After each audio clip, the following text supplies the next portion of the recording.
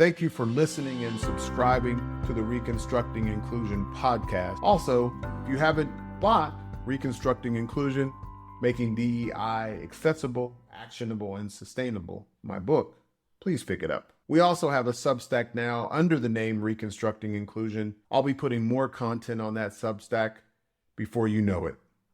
Hi, Omri here. I wanted to add a couple things before you listen to the episode with my mother, Dr. Harriett Johnson. It was such a delight to have my mother on the podcast. I look forward to interviewing her some more because I really want to have a family history. I encourage all of you to interview your parents, particularly as they get a little older. There's so much richness, and regardless of what your relationship might be, you're going to learn a lot about them. You're going to learn a lot about your family history. You're going to learn a lot about yourself, and do it more than once. Some things might be repeated, but I think it's worthwhile. And I wish I would have done it with my dad, and I'm going to look to do it with some of my other relatives. A couple of things that my mother and I didn't talk about that you can pay attention to. One, we never talked about racism as a barrier. Not one time in my life did my parents talk about racism as a barrier. And my dad went through some crazy stuff, people trying to sabotage him, etc. The other thing we didn't talk about was desegregation in Kansas. Obviously, desegregation happened because of a court case that was based on Topeka, Kansas, Brown versus the Board of Education. But my mother did not have the same experience as my father, even integrating in Topeka. She didn't have that dehumanizing impact. And I often think about what if we created the conditions where we didn't have to always talk about the dehumanizing impact of racism. Of course, we want to know history, but my mother didn't experience it. She didn't transfer that notion to me, and it made a big impact had a big influence on me and the perspective I have about the work, even of diversity, equity, and inclusion. So as you listen, really reflect. My mother's 82 years old. She's lived in Topeka her whole life.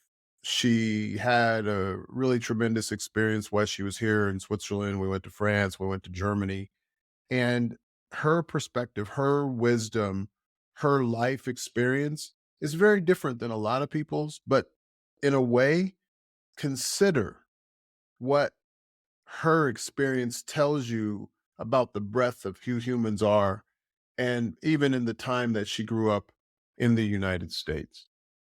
So enjoy, and thank you again for tuning in to the Reconstructing Inclusion podcast. Welcome to a special edition of the Reconstructing Inclusion podcast. I'm Omri Johnson, your host, and I'm here with my mother, Dr. Harriett Johnson. She is not on camera, so I don't know if we take any clips of her. I'll try to move the microphone so you can see her face a little bit more. But this is a special edition because she's actually here in my home, my family home, visiting us for the holidays. So I'm actually able to interview her in person. I'm anticipating that this is the first of other interviews that I'll do with her, but I know with this one, we'll get the technology right and we'll be able to make it work. So welcome, Dr. Harriett. Thank you. Now, I call my mother by her first name. So some of you that hear that will, based on where you were raised, you might be a bit surprised. So as I'm calling her Harriett, know that she's okay with it. Can you tell him that you're okay with me calling you Harriett? I told you to call me Harriet when you were 3 years old. 3? Yes. Oh, I thought I was much older. No, you were 3 years old. I said, do not call me mother. Call me Harriet. Okay. She never did that for my brother. So I didn't. I have issues, but we'll talk about that later. So Harriet, we start all of our podcasts with a couple questions. The first question is a favorite book or movie that you go to over and over again, or that you've read or watched multiple times. Okay. The favorite book or movie? Mm-hmm. You're probably going to, because I have certain authors that I read a lot of. But the book that's been the most inspirational in my life has been the Bible. Okay. I was raised in a Christian home, and the Bible was the word. And so there, especially the Psalms, I get such comfort from the Psalms. And yeah. Okay. You want me to tell you about my movie? You can tell about a movie too. Well, Absolutely. and it's coming out again, The Color Purple. Hmm. I think The Color Purple showed me things that I never grew up with. Mm. And I love history. And so even nonfiction books or movies that showed a lot of history, those are the things that I enjoy. Okay. So Color Purple was a black book, Harry. What do you mean you've never seen those things? You're black. So I didn't know the kinds of stuff that happens in The Color Purple. I grew up on a farm.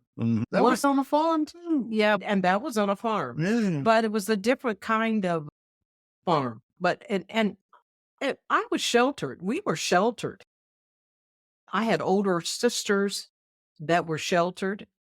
And then when I came along and I had the only boy in the family, he was my twin, we were really sheltered. So a lot of things that Black people, quote, consider life, I don't consider it life. My mother, when I'd say things about people of other cultures, I said, now why in the world did that happen?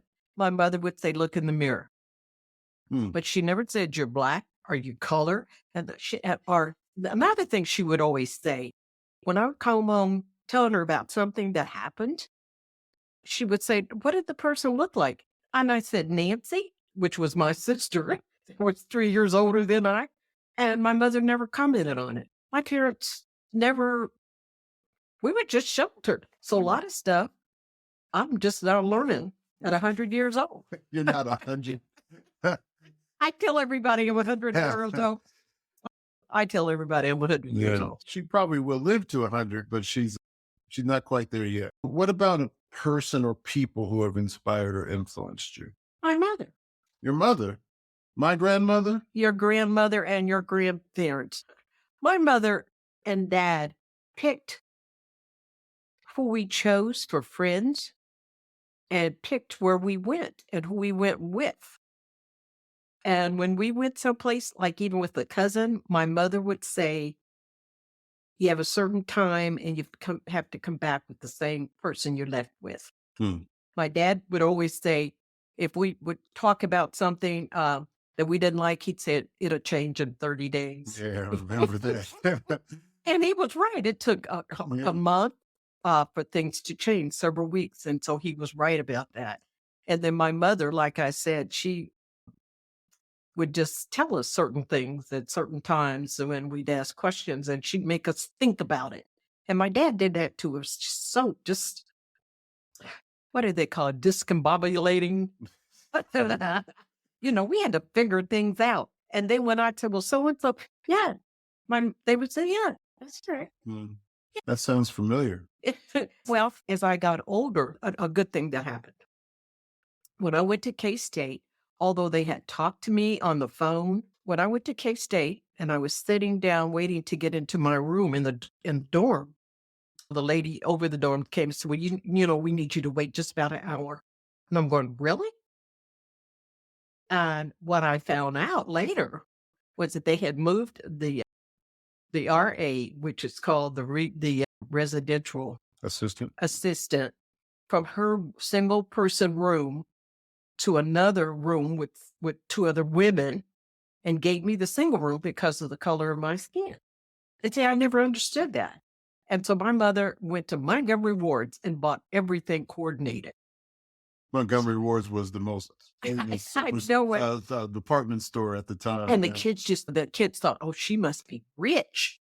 But my mother knew how to make me feel good and how to make anybody that came in my presence feel good. So you know what people did? They came in my room because it was big too, and nice. Yeah. It was nice. So that was in what year was that, Harriet? Was that 1959? Yeah, at Kansas State University. So so all the Black people at Kansas State lived with other Black people. There was only 4 of us. And one became my sister-in-law, and one was a dietitian, became my friend, and the other one was the daughter of Reverend. Can't think of his name right now. He used to be the pastor at Shiloh. In But Topeka. it was four. Yeah, Okay. it was four of us.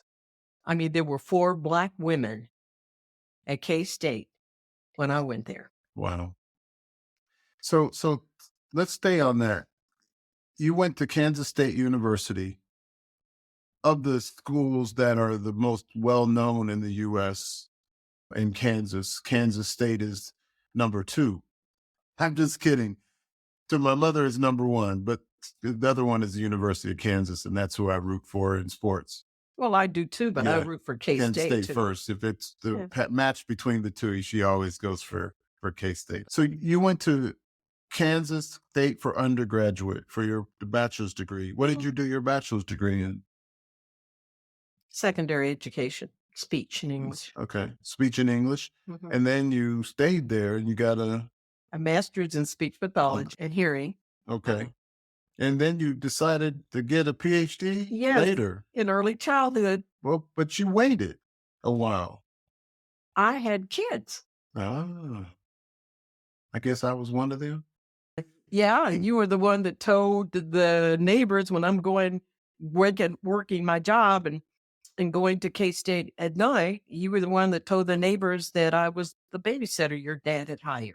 And that's the reason why you became a stepchild. Please. And I told you to call me Harriet. So you were going from Topeka to Manhattan. How long is a drive is that? Oh, it's about 45, 50 minutes So you were driving that how frequently? every week, once a week. I spent a little time in Kansas State in Manhattan, Kansas as well. I think. Is that right? No. You never took me? Oh, yes. Oh, yeah. I Oh. took you I left you in the Union and you went with me some evenings. Mm-hmm. Yeah. So you did your PhD in early childhood development. And then after that, because you had been working for a while as a speech pathologist. Right. But you did some other things in between being a speech pathologist and then later in your career. I remember you built a preschool. Well, I had a preschool for the church. We built a new church and the pastor said he wanted a preschool. So I took a leave of absence from my job and opened up the preschool. What was it called? You know what? I can't remember that. Oh, it was called the Learning Tree. Do you remember why it was called the Learning Tree? No.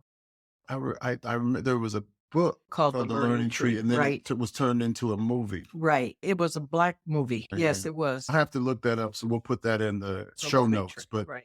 I actually didn't get a chance to look it up before we spoke, but I thought about that. I remember even in college, maybe even later, I found that movie because I'd never seen it when I was young. Really, really profound film I can recall. So you built the daycare and then you went back to school system. It was called a preschool. Preschool. Not a Okay. daycare. Sorry. It's a preschool.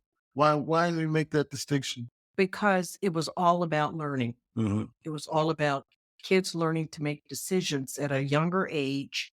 And it was all about learning. It really wasn't a daycare because you didn't get a nap, but you came to learn and to learn how to make decisions. And kids did that. I mean, in the morning when they got there, we went to a room that we had just for planning individually. And they got a chance to plan what they were going to do for the 4 hours that they were there. And if you didn't like what you planned to do, you had to go back to the planning room and change it. And so then you went back to the school system as a speech pathologist. And did you start your PhD right after that? Or I had been working on my PhD. You've been working on it simultaneously. Yeah. And then after you finished your PhD, you did a bit of a career shift. I went into administration, which I really didn't want to do. Why not? Well, I explained to the superintendent when he asked me about taking a job as an administrator. I said, if I'm going to be treated like what I've seen, it's not something I want. Mm. I said, it's like a bologna sandwich. I said, have you ever had a good bologna sandwich? You know, with the mayonnaise and the tomatoes and the lettuce. Mm-hmm. But if the bread is soggy on the top and soggy on the bottom, it's not a good sandwich. Mm. And I said, and that's what happens. Parents beat you up on the bottom, and at the top administration beat you up at the top. And so right in the middle, the good stuff is right in the middle, which would be me, but I'm being hit on both sides of my sandwich. So it can't be a very good sandwich. And then what was the response? He said, I've never heard of anything like that. Where do you want to start? Well, I can't start when you want me to start because I'm running a camp and I've got 50 kids in this camp and I've got to get this camp over and then we can talk again about it. So he knew that you didn't want to be a bad bologna sandwich, be in the middle of a bad bologna sandwich. Yeah, right. And was that your experience? Did you have a good experience? I had watched that. No, that hadn't happened to me because I'd have told him the one thing that had happened to me, I had a supervisor one time that he really wasn't my supervisor and he did not know what he was doing. And he came to me and I had done something. And he said, Harriet, I don't like what you had done. I said, I did it because of the kids and I'd do it again.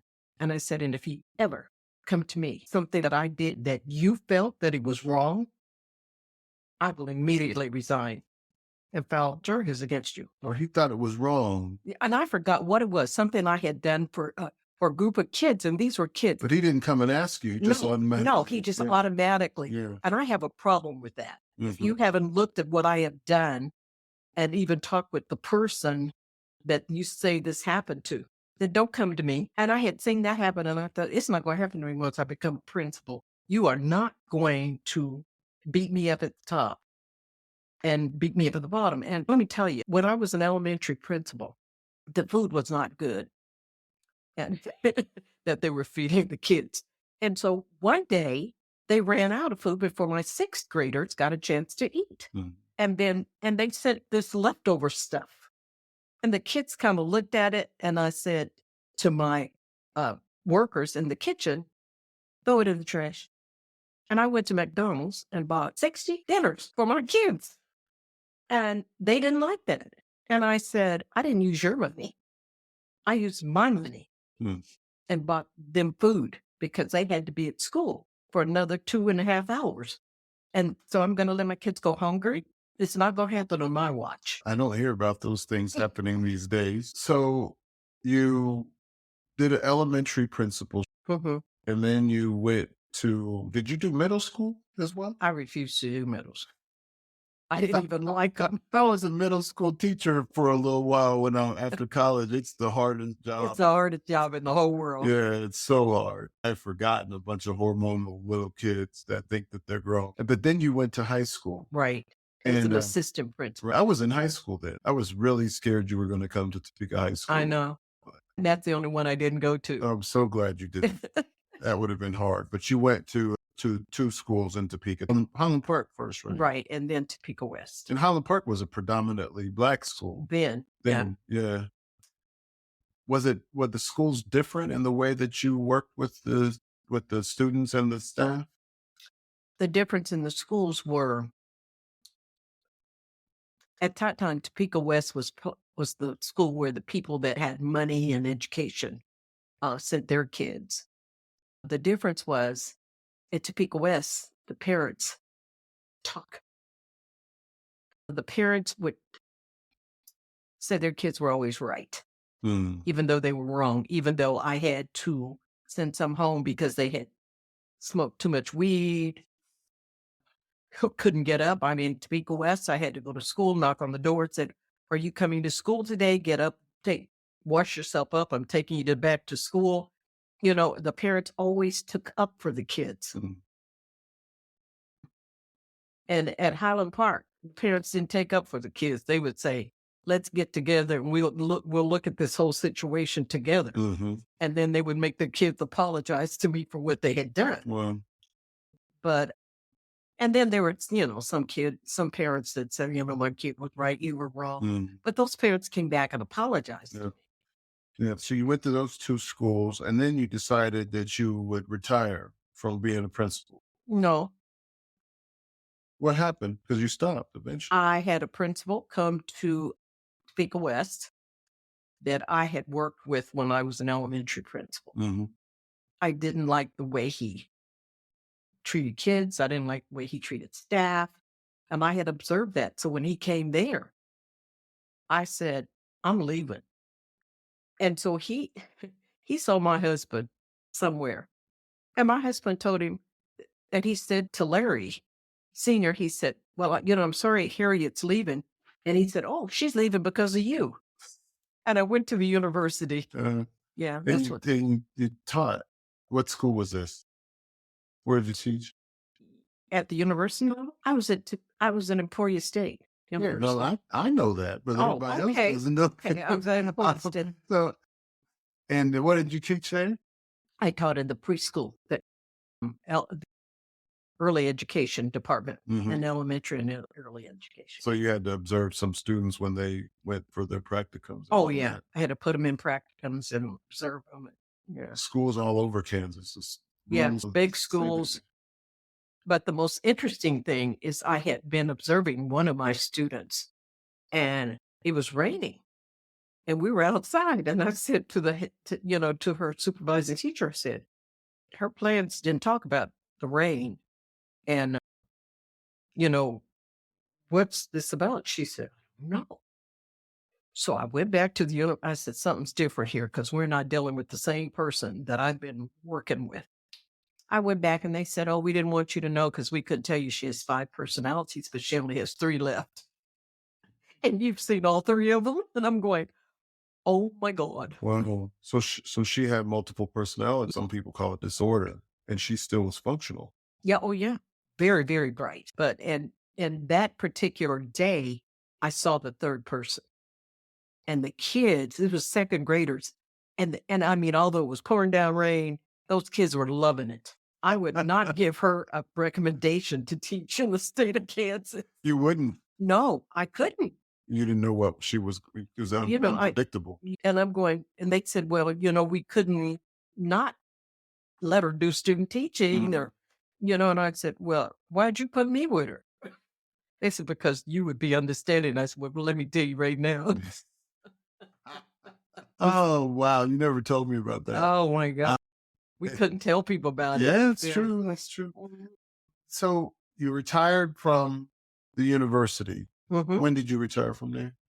In 2000 and actually in 2000. Yeah. What did you do after that? Started working for your dad. I retired because your dad said, can you just come and help me? And I said, not unless you stop buying stuff. He had bills like that. And I said, I can get them like that if I could control you. And he said, well, we'll talk about it. Your dad bought everything in 3s. I said, why? Only thing you don't have 3 of is kids and your wife.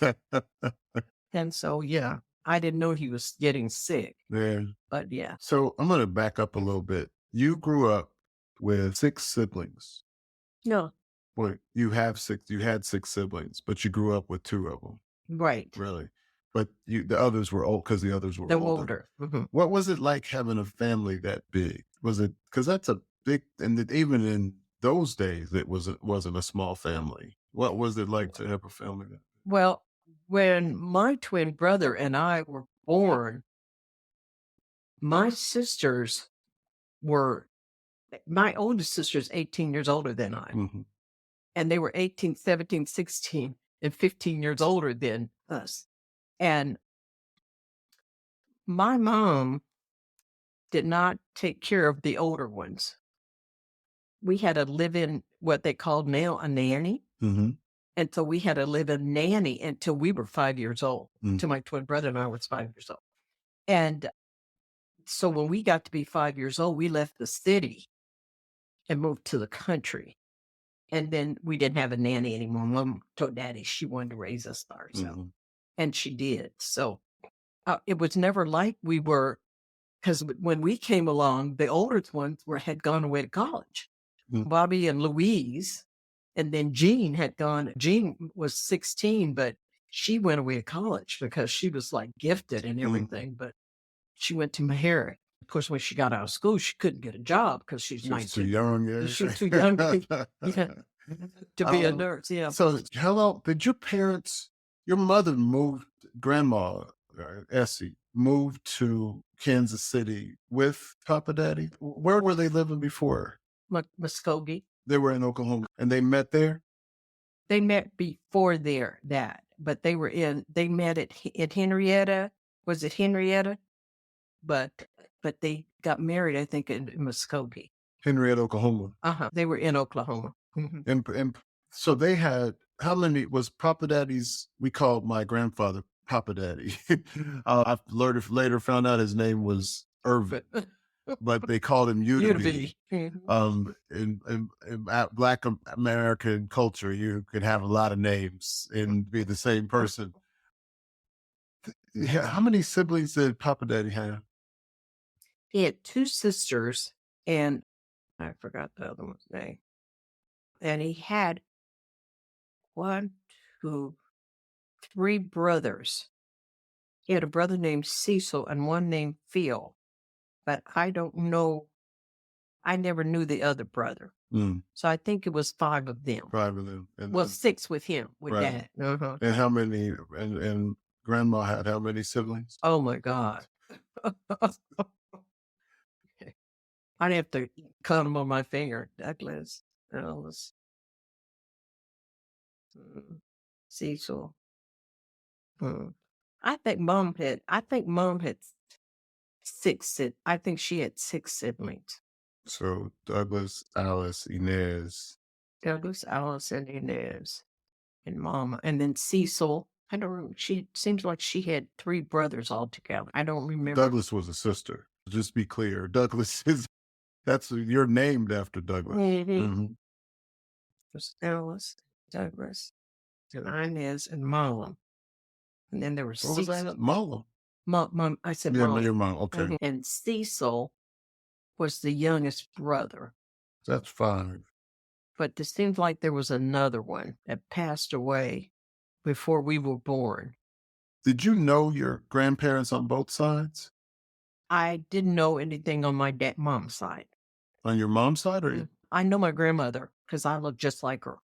Your dad's paternal, mom. Yeah. Did she ever? You met her? Yes, and she came to Kansas City. What was her name? Can't remember right now. Yeah, it'll come back to you. But you never met your paternal grandfather. No, I never met. Okay, because your parents had you when they were basically. Mama was 43. So that one, Papa Daddy was 44 when he had you, almost 42. Yeah, grandma was about to turn 43, and Papa Daddy was up 40, already 43. It was 44 that year, and then but you never met great grandma Nancy. No, never. Because she died when Mama was 18. That's when my mother left college to go home and take care of her other sibling because her oldest sister had gotten married. And so mom's mother got sick. And so she went home to take care of her. And Inez. Talk about your mother and your father. I remember one of my early memories of Papa Daddy was that I knew he would go to a job, but I wasn't around him that long to see him at a job. But I remember he went to a job, but then he always went to the market. Those are the 2 things that I remember that he went, and it was only a short period of time I remember him going to a job, but I remember the market the most. So Papa Daddy had a job and a business? No.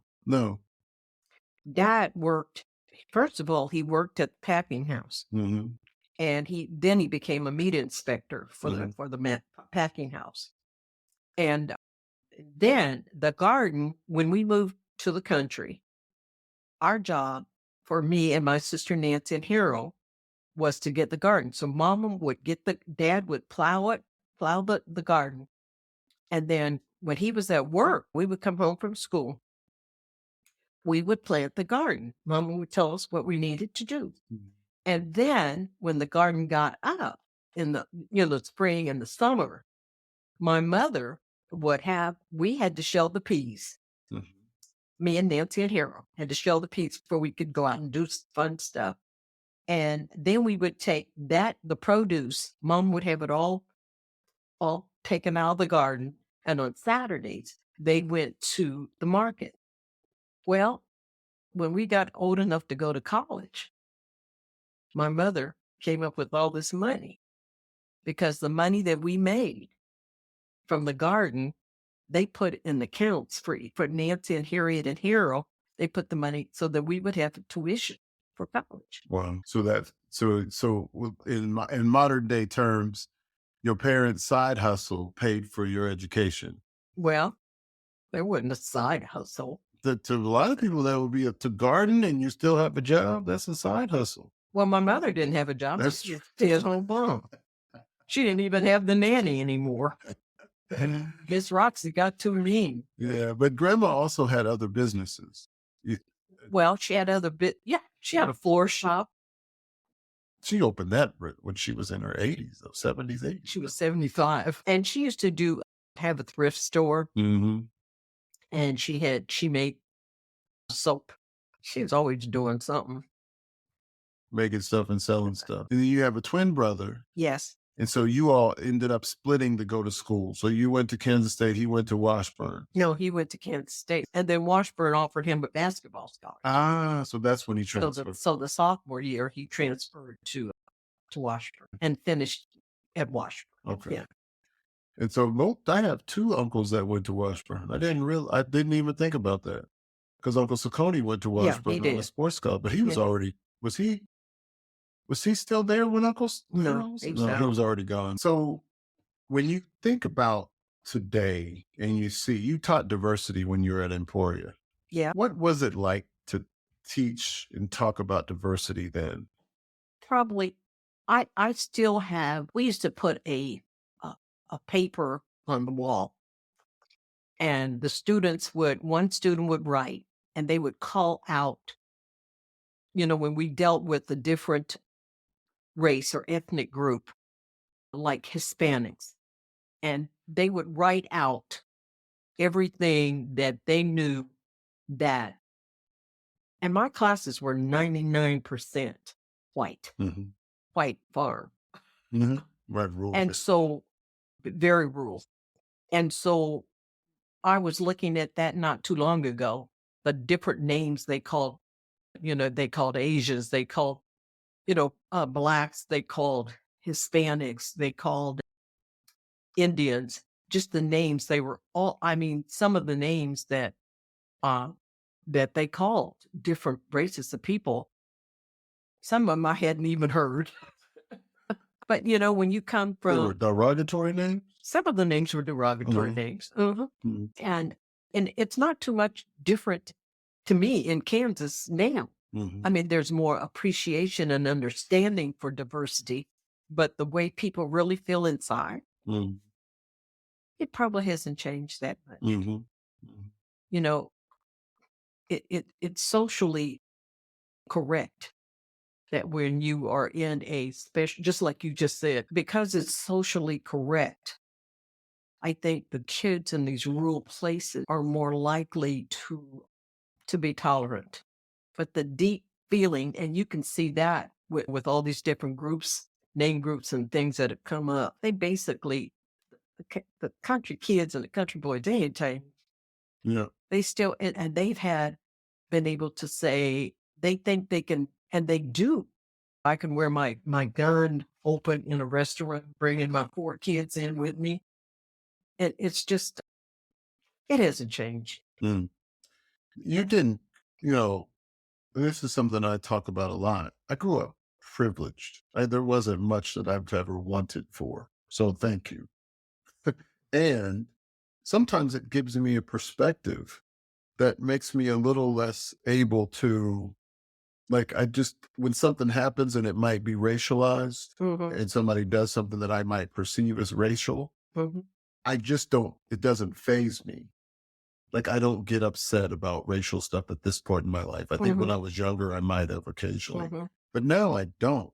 And I sometimes wonder if that came from my upbringing or just my maturity? And did you have that experience where when somebody did something that you perceived as racist, that you just kind of like were like, that's stupid.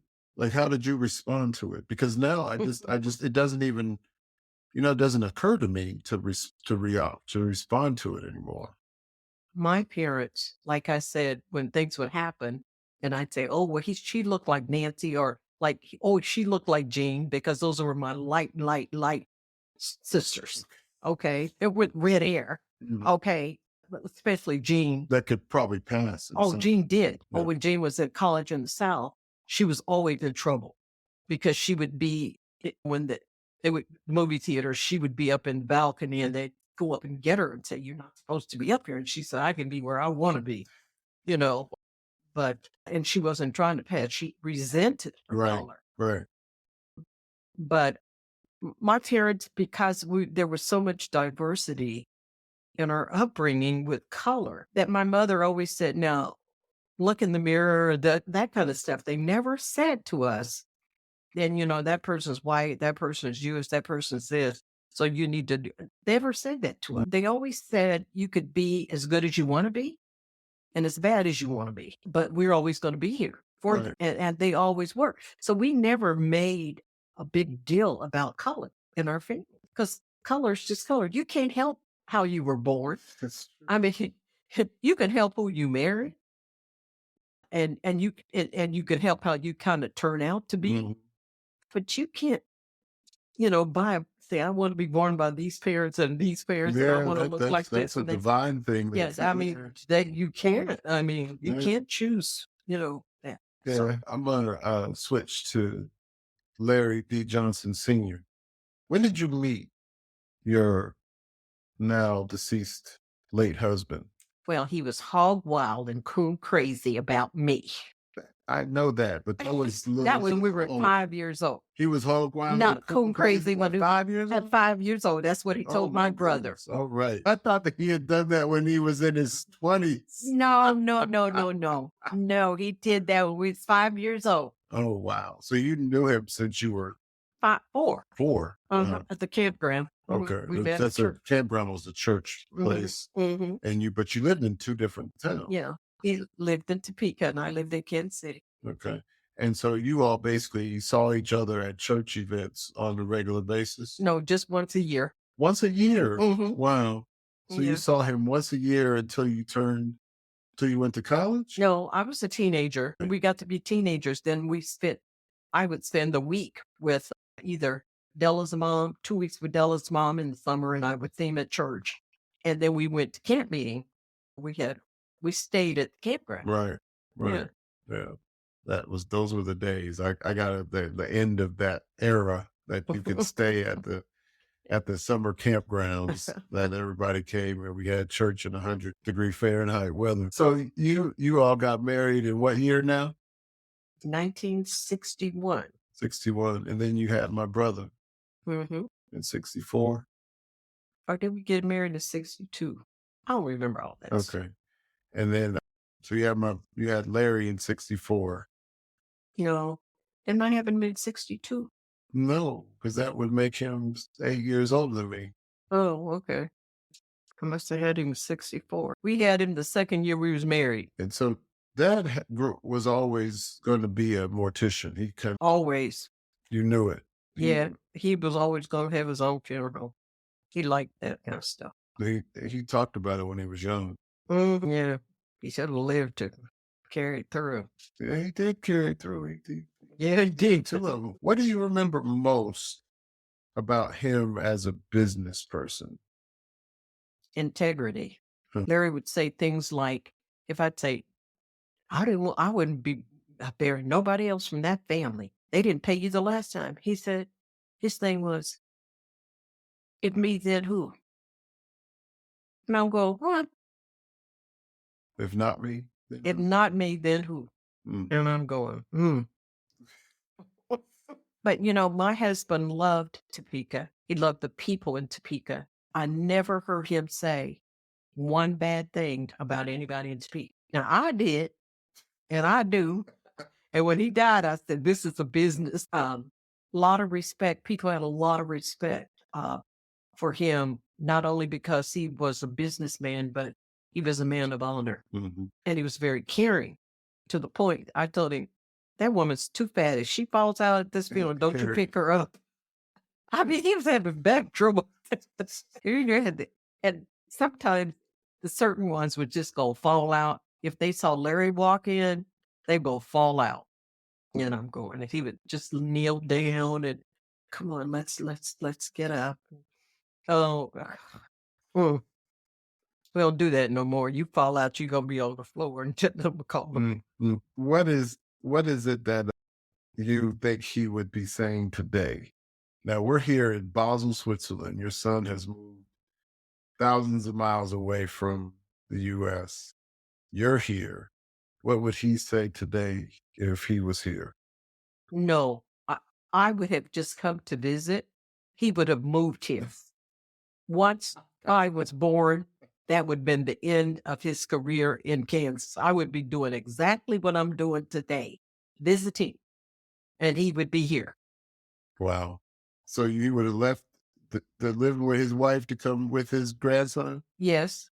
Oh, okay. Well, we would have had a room for him, or he and Kyle would have been in the same Oh room. no, he would have bought a house or rented a house or whatever. Oh yeah, there would be no doubt in my mind that he would be with his son. Or I would have loved it. It would have been fantastic. And he would have loved. Kai would have been his kind of man. Mm. He's strong and self-willed. That's great. So you worked and lived and gained a lot of wisdom. If you were talking to young people today, wherever they might be in the world, what advice would you give them? Follow your heart. Really? Yeah. Why? Because sometimes following your heart means it's more difficult. Take your time. You know, I'm not a sensitive person. Mm. That's always what I've tried to do, is to follow my heart. If I prayed about it, thought about it, I have to think about it before I pray about it. Mhm. But it's just so many young people have not followed their heart. If you've had somebody in your corner that's cared about you and wanted you to succeed, then you've got a different mindset. Mm. And so that heart is what brings out the caring, the love, the listening, the protecting Mm. of the soul. Mm. I think that's a good departure point for us to stop. That's something that I think we talk a lot about, this diversity thing, but I think a lot of kids, regardless of what their background is, where they come from, if they have the kind of support that I was fortunate to have, which I sometimes still don't feel like I deserve. You do. Well, thank you. You wouldn't have gotten it If I did deserve it. Well, I'll take that. But I know it's by that grace that I'm here. So what you said is absolutely true. Well, if we hadn't had you, we wouldn't have known what a real kid was supposed to be like. We're not going to talk about my brother, and my brother taught me a lot of stuff. I know the it. reason I'm probably here is because my brother taught me to stay out of trouble. Even when I was in trouble, I knew how to get out of it. Yep. Because of him. So, Harriet, thank you. I appreciate it. This is my mother, Dr. Harriett D. Johnson, and D stands for Douglas with 2 S's. Just for all y'all that might not know, as in Frederick Douglass, and her auntie Douglas. Thank you. And I hope that was helpful to everybody who's tuned in, and make it a great day. Peace.